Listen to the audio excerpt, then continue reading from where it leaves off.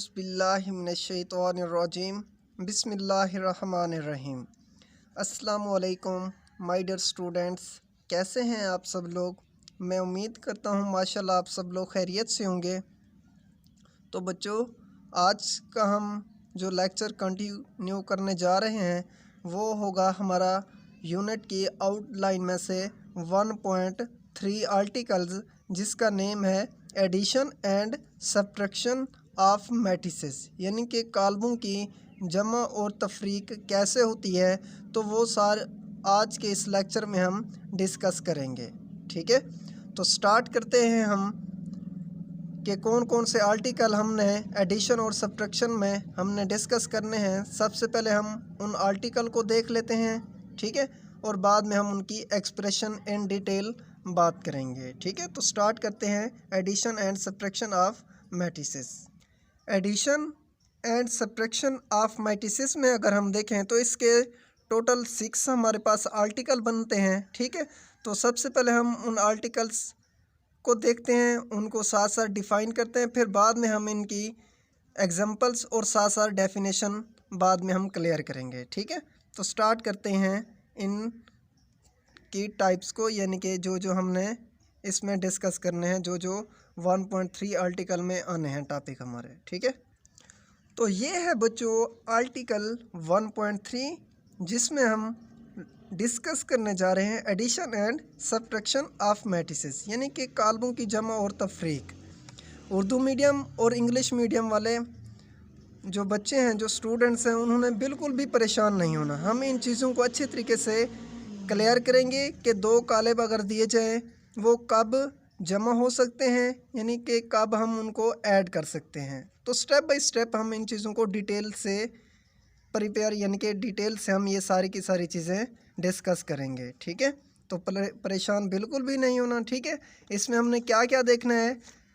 1.3.1 article में हमने study करनी है एडिशन ऑफ मैट्रिसेस, यानी कि काल्बों की जमा कैसे होती है, ये हम देखेंगे। अगर हम यहाँ पे इसको डिस्कस करेंगे तो बच्चों काल्बों की जमा यानी कि दो कालेब आपस में उस वक्त जमा हो सकते हैं जब कालेब ए और कालेब बी का दोनों का आर्डर यानी कि मर्तबा क्या हो, इक्वल हो।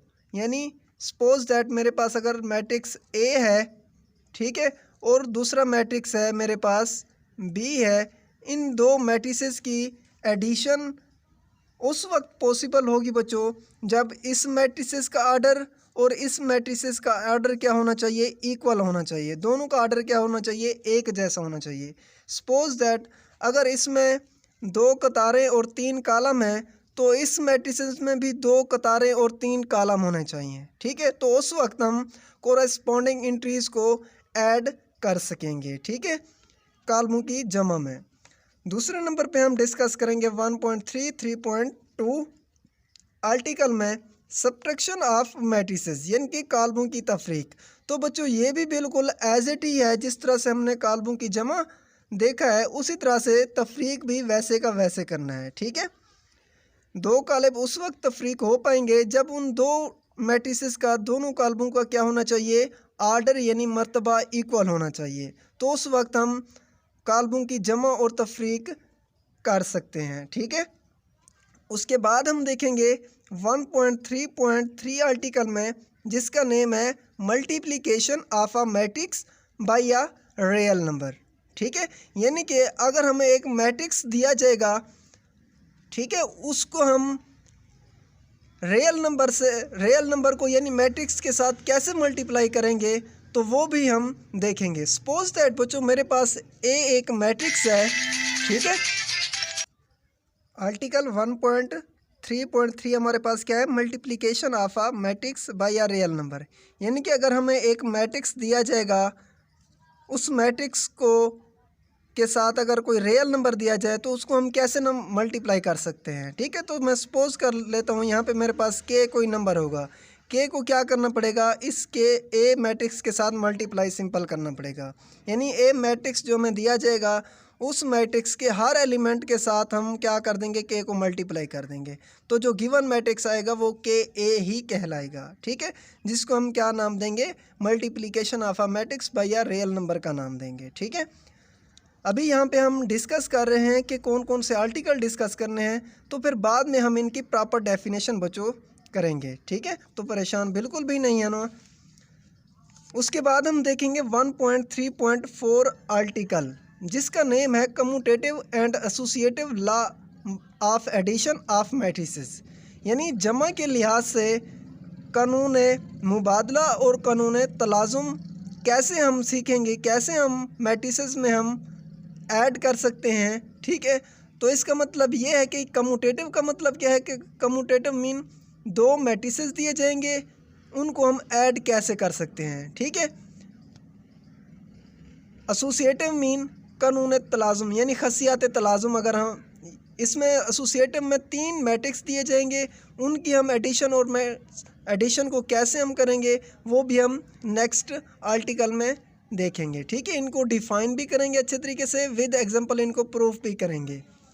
यानी इस आर्टिकल 1.3.4 में इसको हम 2 हिस्सों में डिवाइड किया है, यानी कि पहले हम देखेंगे commutative law of addition of matrices, यानी कि कानून मुबादला बिलिहाज जमा या खसियत मुबादला बिलिहाज जमा। ठीक है, उसके बाद हम स्टडी करेंगे एसोसिएटिव लॉ अंडर एडिशन, यानी कि खसियत तलाजुम बिलिहाज जमा, ये कैसे करते हैं, ये भी हम इस आर्टिकल को भी हम स्टेप बाय स्टेप डिस्कस करेंगे। ठीक है, साथ साथ इनको डिफाइन भी करेंगे विद एग्जांपल के साथ। और हमारे पास सेकंड लास्ट जो आर्टिकल है वो है 1.3.5, जिसका नेम है additive identity of a matrix.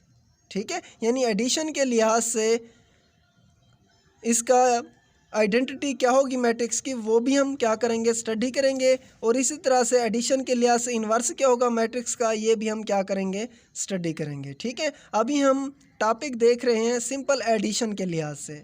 ठीक है, तो एडिशन के लिहाज से ये हमारे पास 6 आर्टिकल आए हैं। अब हम जानते हैं कि हम step by step first article को कैसे डिस्कस करेंगे। ठीक है, इसको कैसे डिफाइन करेंगे, एग्जाम्पल हम कैसे लिखेंगे इनकी। ठीक है, तो स्टार्ट करते हैं हम अपना पहला आर्टिकल बच्चों, जिसका नेम है 1.3.1 आर्टिकल, यानी एडिशन ऑफ मैट्रिसेस, यानी कि काल्बों की जमा कैसे पॉसिबल होगी, तो हम जानते हैं आज के इस लेक्चर में। ठीक है, तो स्टार्ट करते हैं काल्बों की जमा।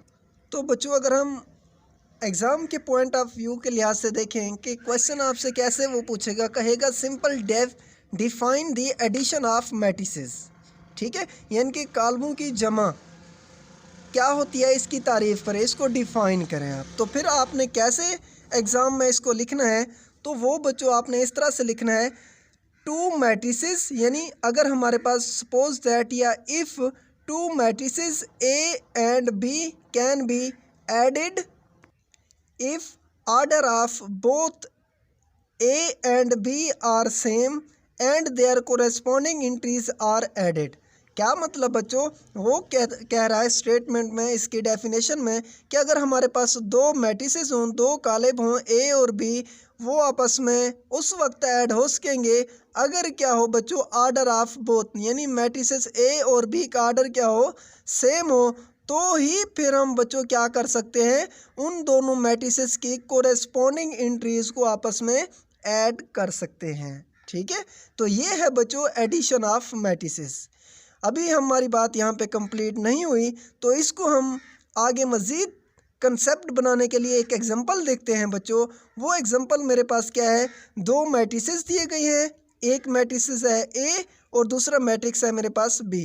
मैट्रिक्स ए में अगर हम देखें बच्चों, तो इसमें कौन कौन से एलिमेंट्स हैं, 2 3 0 1 0 6, यानी ये मैट्रिसेस मेरे पास किस आर्डर का है, 2/3 का आर्डर का ये मैट्रिसेस दिया गया है, यानी इसमें 2 रोज हैं और 3 कॉलम हैं बच्चों। ठीक है, बी मैट्रिसेस को देखें अगर हम, इसमें फर्स्ट रो में -2 3 4, सेकंड रो में 1 2 3, ये एलिमेंट्स बच्चों मुझे गिवन है। अगर हम बी मैट्रिसेस का आर्डर देखें तो इसका भी आर्डर क्या है, 2/3, यानी इसका भी आर्डर क्या है, 2/3 है बच्चों। इस मैट्रिसेस का आर्डर भी क्या है, 2/3 है। तो बच्चों अभी हमने क्या कहा डेफिनेशन में कि two matrices A and B can be added, दो मैट्रिसेस आपस में उस वक्त जमा हो सकते हैं अगर क्या हो बच्चों, आर्डर ऑफ बोथ, यानी मैट्रिसेस ए और बी का आर्डर क्या हो, इक्वल हो। तो बच्चों यहाँ पे जो मैंने एग्जांपल ली, क्या वाकई इसमें आर्डर इक्वल है? इसका आर्डर भी 2/3 है, इसका भी आर्डर 2/3 है। ऑफ कोर्स बिल्कुल बच्चों, ये हम क्या कर सकते हैं, अब हम इन दो मैट्रिसेस को ऐड कर सकते हैं, यानी A and B are conformable for addition. Reason क्या है इसकी बच्चों? Because order of both matrix same, यानी दोनों मैट्रिसेस का आर्डर क्या है हमारे पास, इक्वल है। इसीलिए हम बच्चों क्या कर सकते हैं, ए और बी को ऐड कर सकते हैं। ठीक है, यानी ये कन्फर्मेबल है फॉर एडिशन के लिए। ठीक है, तो अब हम देखते हैं कि इनको ऐड कैसे करना है बच्चों। तो ऐड का प्रोसीजर ये है, देखिए मेरे पास इन दोनों को ऐड करने के लिए ए प्लस बी लिखेंगे। सबसे पहले ए मैट्रिक्स लिखेंगे, फिर प्लस बी मैट्रिक्स लिखेंगे। ठीक है, तो यहाँ पे एक लफ्ज़ बच्चों यूज़ हो रहा था कोरेस्पॉन्डिंग इंट्रीज। तो बच्चों कोरेस्पॉन्डिंग इंट्रीज का मीनिंग ये है कि मुतनाज़रा अरकान मैट्रिसेस ए और मैट्रिसेस बी के जो मुतनाज़रा एलिमेंट्स होंगे वो आपस में क्या होंगे, ऐड होंगे बच्चों। ठीक है, यानी फर्स्ट रो ऐड होगी सेकंड मैट्रिक्स के फर्स्ट रो में, उसमें फर्स्ट एलिमेंट ऐड होगा दूसरे मैट्रिक्स के सेकंड मैट्रिक्स के फर्स्ट एलिमेंट में। ठीक है, फिर दूसरा एलिमेंट दूसरे एलिमेंट में, तीसरा एलिमेंट तीसरे एलिमेंट में ऐड होगा। ठीक है, इनको हम क्या बोलते हैं, कोरेस्पॉन्डिंग इंट्रीज का नाम देते हैं। अब सेकंड रो में ही ऐड होगी 1 + 1, फिर 0 + 2, फिर 6 + 3। देखें बच्चों एज इट ही नीचे यहाँ पे एडिशन की गई है। तो यहाँ पे अगर हम देखें इस फर्स्ट मैट्रिक्स का पहला एलिमेंट 2 है, तो ये ऐड होगा इस एलिमेंट के फर्स्ट एलिमेंट में, इस मैट्रिक्स के फर्स्ट एलिमेंट में। ठीक है, प्लस माइनस माइनस होता है, तो बच्चों यहाँ पे 2 माइनस प्लस माइनस माइनस हो जाएगा, 2 - 2 आ जाएगा। 3 + 3 लिख देंगे, 0 + 4 लिख देंगे। ठीक है, उसके बाद 1 + 1, फिर 2 + 0 या 0 + 2। ठीक है, फिर 6 + 3। तो इनको ऐड करेंगे, 2 - 2 0 हो जाएगा, 3 + 3 बच्चों 6 हो जाएगा, 0 + 4 क्या हो जाएगा 4, और 1 + 1 2, 0 + 2 2, 6 + 3 9 आ जाएगा। ठीक है, तो ये हो गई हमारे पास क्या, मैट्रिसेस की एडिशन हो गई। तो बच्चों सिमिलरली इसी तरह से जिस तरह से हमने एडिशन की, इसी वे के साथ बच्चों आपने सब्ट्रैक्शन भी करना है। ठीक है, उसका प्रोसीजर भी एज इट ही है, जस्ट फ़र्क क्या है इसमें, जहाँ पे ऐड आ रहा है वहाँ पे सब्ट्रैक्ट लिख दीजिए, चेंज कर दीजिए। जब आप डेफिनेशन करेंगे किसकी, कि define the subtraction of matrix. ठीक है, सेकंड हमारे पास डेफिनेशन वही है। यहाँ पे देखें सेकंड डेफिनेशन, यानी सेकंड क्वेश्चन जो हमारे पास बनेगा, define the subtraction of matrices. तो एज इट ही बच्चों आपने इसको भी डिफाइन करना है जिस तरह से हमने दो कॉलमों को जमा किया। सिंपल इसकी डेफिनेशन एज इट ही करनी है, सब्ट्रैक्शन की भी जस्ट जो चेंजिंग करनी है वो जगह मैं आपको बता रहा हूँ। एडेड की जगह सब्ट्रैक्ट लिख देना है, बाकी एज इट लिखते आना है। ठीक है, और लास्ट में एडेड की जगह सब्ट्रैक्ट लिख देना है बस। एग्जाम्पल भी अगर आप देना चाहें तो यही दे सकते हैं, जस्ट प्लस की जगह माइनस आ जाएगा। ठीक है, तो ये डेफिनेशन आपके पास आ जाएगी सब्ट्रैक्शन ऑफ मैट्रिसेस की। ठीक है, तो अब हम नेक्स्ट आर्टिकल को देखते हैं, यानी क्वेश्चन नंबर 3 जो हमारे पास बन सकता है कि what do you mean by scalar multiplication of a matrix. ठीक है, यानी किसी भी स्केलर नंबर को मैट्रिक्स के साथ कैसे मल्टीप्लाई कर सकते हैं। सबसे पहले हम उसकी डेफिनेशन देखते हैं बच्चों। इसकी तारीफ़ आप लोगों ने कैसे करनी है, let A B any matrix, हमारे पास एक क्या हो, कोई भी मैट्रिक्स दिया जाए, एंड के इज़ अ रियल नंबर। के हमारे पास कोई नंबर हो सकता है, 2 हो सकता है, 3 हो सकता है, 4 हो सकता है, कुछ भी हो सकता है। ठीक है, देन द स्केलर मल्टीप्लिकेशन, हम क्या करेंगे, स्केलर मल्टीप्लिकेशन को इस तरह से करेंगे ऑफ मैट्रिक्स ए के साथ विद के को is obtain by multiplying each entry of A, यानी मैट्रिक्स ए जो दिया जाएगा उसकी हर एंट्रीज को किसके साथ मल्टीप्लाई कर देंगे, के साथ मल्टीप्लाई करेंगे। ठीक है, तो जो गिवन मैट्रिक्स आएगा वो हमारे पास scalar multiplication of a matrix ही आएगा बच्चों। ठीक है, उसको हम डिनोट कैसे करते हैं, इट इज़ डिनोटेड बाई के ए। ठीक है, अब हम एक एग्जांपल देखते हैं इसको मज़ीद अंडरस्टैंड करने के लिए। ये डेफिनेशन बिल्कुल भी मुश्किल नहीं है, बहुत ही आसान है, ठीक है। इन डेफिनेशंस को बच्चों आप अच्छे तरीके से तैयार करते हो और समझते हो और अपना कंसेप्ट बनाते हो, ताकि हम जब एक्सरसाइज के ऊपर पहुँचें तो सारा का सारा एज इट ही काम करना होगा, फिर वहाँ पे आप लोगों को दिक्कत ना हो, ठीक है। तो बेसिक थ्योरी अंडरस्टैंड करने का मकसद यही होता है, ठीक है। ओके, अब एक एग्जांपल देखते हैं। एग्जांपल है मेरे पास ए मैट्रिक्स है 1 2 3 4 एंड के मेरे पास कोई जो रियल नंबर है वो हमारे पास क्या है 6 है, ठीक है। के क्या है 6 है, देन के ए क्या होगा, के की जगह 6 लिख देंगे, 6 ए मेरे पास मैट्रिक्स ये दिया गया है तो 6 को इस मैट्रिक्स के साथ क्या करेंगे मल्टीप्लाई कर देंगे हर इंट्रीज को। 6 को 1 के साथ भी मल्टीप्लाई करेंगे, 2 के साथ भी, 3 के साथ भी, 4 के साथ भी। 6 1 6 हो जाएगा, 6 2 12 हो जाएगा, 6 3 18, 6 4 24 हो जाएगा, ठीक है बच्चों। तो ये मेरे पास आ जाएगा scalar multiplication of a matrix आ जाएगा, ठीक है। तो बच्चों नेक्स्ट हमारे पास डेफिनेशन है जो कि हमने स्टडी की थी, यानी एडिशन एंड सब्ट्रैक्शन के लिहाज से एसोसिएटिव और कम्यूटेटिव को, कम्यूटेटिव ला यानी कानून मुबादला और कानून तलाज़ुम यानी खसियात मुबादला और खसियात तलाज़ुम कैसे करनी है एडिशन में, ठीक है। तो उसके बारे में हम बात करेंगे। यहाँ पे डिफाइन सिंपल कर रहे हैं, what is the commutative law of addition of matrices, ठीक है। यानी कि खसियत मुबादला बिलिहाज जमा आपने कैसे करनी है। तो बच्चों यहाँ पे सिंपल कम्यूटेटिव का वर्ड समझ लो। कम्यूटेटिव यानी दो हमें मैट्रिसेस दिए जाएंगे, ठीक है, उनको कम्यूट कराना होगा, यानी A plus B equal to B plus है, ये हमने शो कराना होगा। अगर ये दोनों साइड्स इक्वल आ गई तो हम प्रूफ, इसका मतलब हमने कर लिया कि ये एडिशन के लिहाज से कम्यूटेटिव प्रॉपर्टी होल्ड करती है, ठीक है। तो यहाँ पे सिंपली अगर हम इसको पहले डिफ़ाइन करते हैं कि आप लोगों ने कैसे इसको डिफ़ाइन करना है। If A and B are any two matrices of the same order.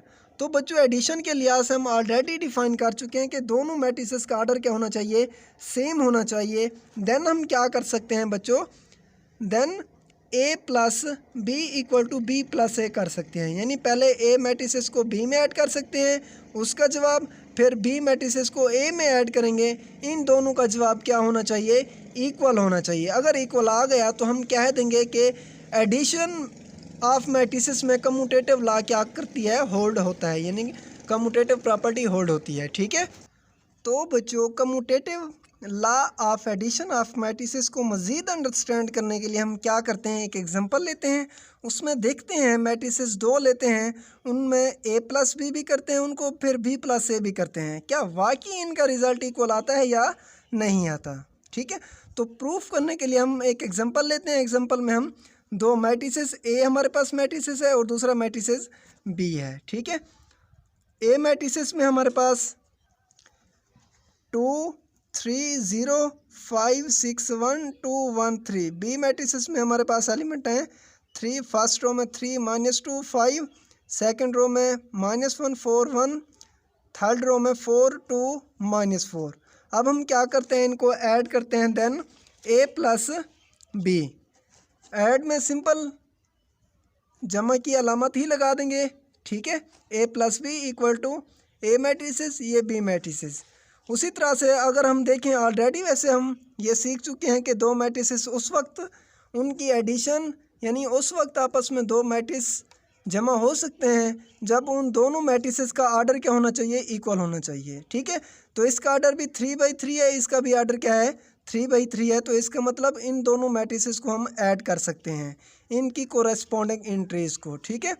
अब 2 ऐड होगा किस में, 3 में, 2 + 3, 3 प्लस माइनस माइनस हो जाएगा, 3 - 2 आ जाएगा, 0 + 5 आ जाएगा, 5 - 1 6 + 4 1 + 1 2 + 4 1 + 2 3 - 4 हो जाएगा, ठीक है, प्लस माइनस माइनस हो जाएगा। तो यहाँ से इनको हम ऐड करेंगे तो ये हमारे पास रिक्वायर्ड सॉल्यूशन आ जाएगा ए प्लस बी का, ठीक है। 2 + 3 5 1 5 4 बचेगा, ये 10 आ जाएगा, ये 2 आ जाएगा, यहाँ पे इसकी जगह 6 आ जाएगा, ये 3, ये -1 आ जाएगा।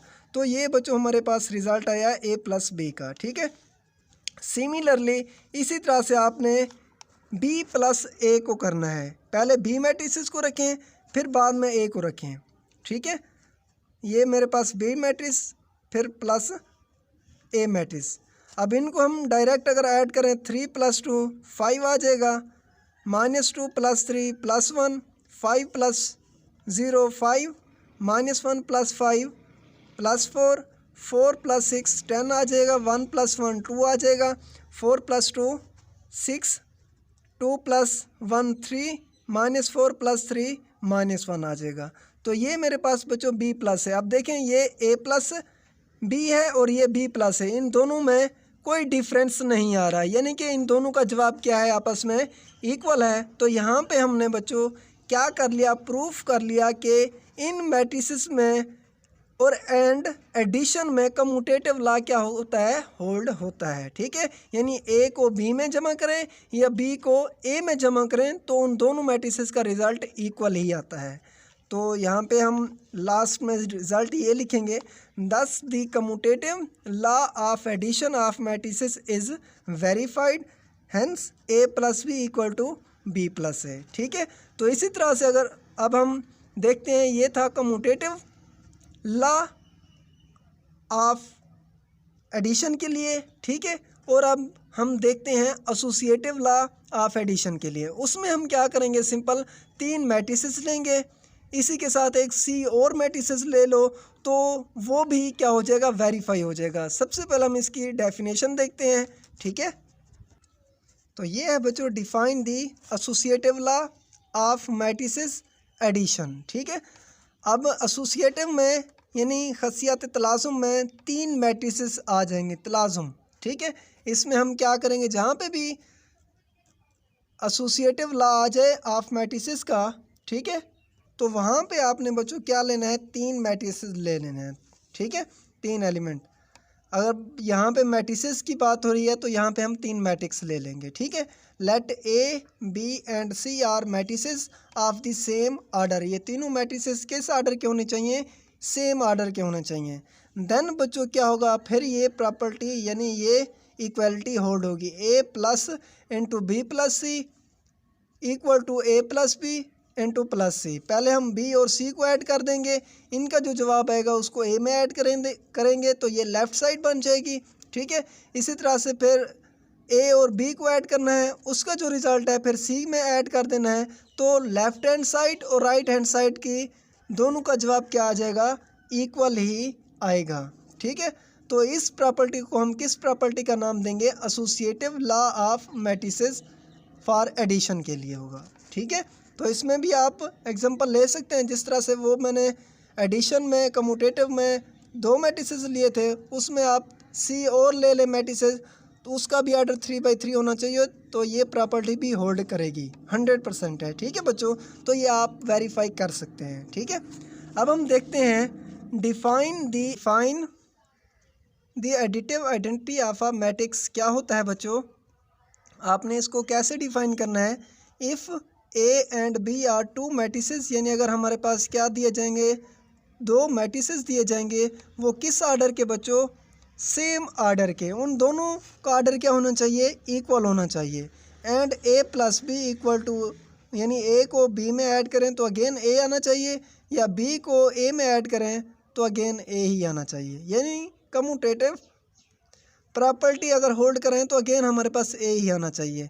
देन हम क्या कहेंगे, इस बी को क्या नाम देंगे, additive identity of a matrix का ही नाम देंगे। ठीक है बच्चों, या मज़ीद इसको हम इस तरह से भी डिफ़ाइन कर सकते हैं कि for any matrix A and zero matrix.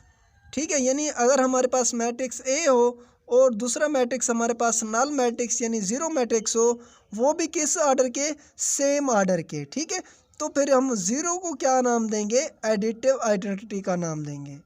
ठीक है, समझ आ गई, यानी एडिशन के लिहाज से एडिटिव आइडेंटिटी क्या होती है, वो ज़ीरो होती है। क्लियर है। अब यहाँ पे यानी कि ए को जमा करें नल मैट्रिक्स में तो अगेन वही ए ही आएगा ना। ठीक है, या नल मैट्रिक्स में ए को ऐड करेंगे अगेन वही आएगा। यहाँ पे भी वही बात हो रही थी कि ए को बी में ऐड करें तो इसका मतलब बी हमारे पास कौन सा मैट्रिक्स होगा, नल मैट्रिक्स ही होगा, तो अगेन वही ए आएगा ना हमारे पास।